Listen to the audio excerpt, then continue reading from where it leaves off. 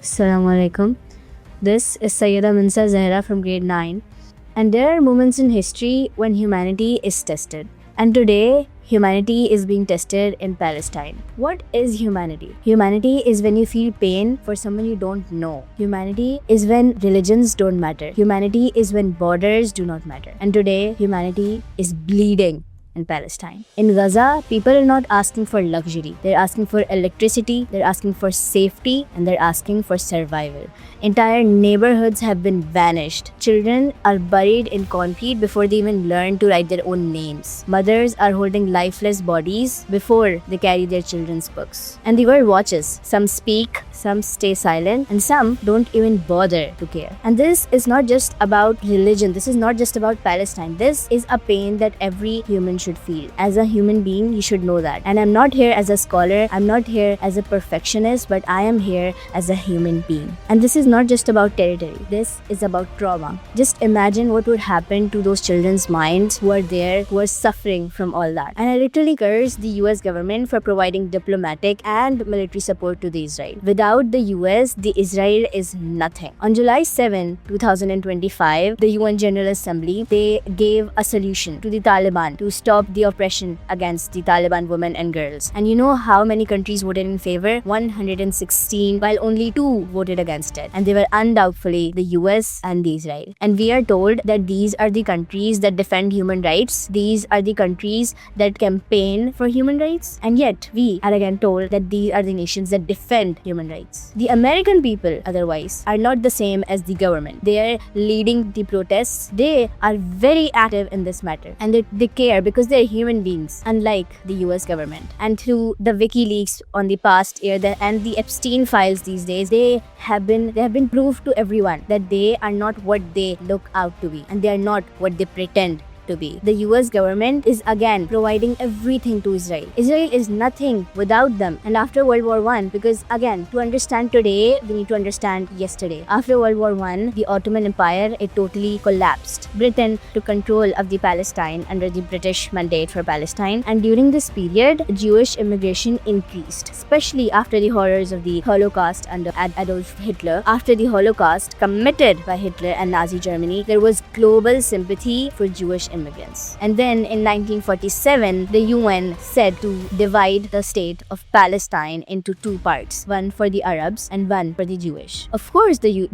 Jewish people agreed, but the Arabs did not, because they were major in population and they were given less the land. What if this would happen to you? If I ask you a very uncomfortable question, that if your children are out there, they're starving to death and they're eating nothing, they have literally blood in their mouths because they're eating nothing, they are buried in concrete, what would you do? You would definitely not enjoy in your luxury homes sipping on orange juice in a very comfortable sofa, would you? You would not, because this is not humanity. If you are a human, you would feel this. And then they are feeling, and then we say, what effect does boycotting make? And this is just such a lame excuse, because you are safe here. You cannot even feel even half of what they are facing. And then you say, what effect does it make? Let me tell you what effect does it make. You buy things that send money to the US, and then you know what the US does. The US sends all of it. They militarily support Israel. And then you say, that what effect does it make? We were told by the Israel that this was just a revenge for the past attack by Hamas. But was it really? Residential areas are being bombed. People in the hospitals are being burnt alive. Refugee camps are being attacked. Ambulances are being bombed. And they tell us this is justice. They tell us this is just a past attack. This is just a past revenge for the attack by Hamas. Residential areas are not being bombed when it is just a simple revenge. They're not. And yet we are told this. And this is just so ruthless. This is such a cruel thing, and as a human being, you should not be able to just see it and sit here to not care about it. And the least we can do is consider to spend our money. We are literally reconsidering whether to not spend money on such things which send money to killing those little girls, those little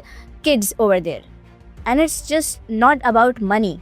It's about humanity. And I again repeat this point. Boycott movements, they're not just new. They have been very important for the past years as well. And I'm very thankful to all of these people who are non-Muslims and they support Palestine, especially those who are living under this kind of cruel governments, under the US government. They support protests, and I'm very, very grateful to them. I'm very grateful to all the Muslim countries who are helping. We have Iran, we have Iraq, we have Lebanon, where in the past more than 700,000 Palestinians in the when the attack happened, they flee to Lebanon. They flee from their own area because it was corrupted by the Jews.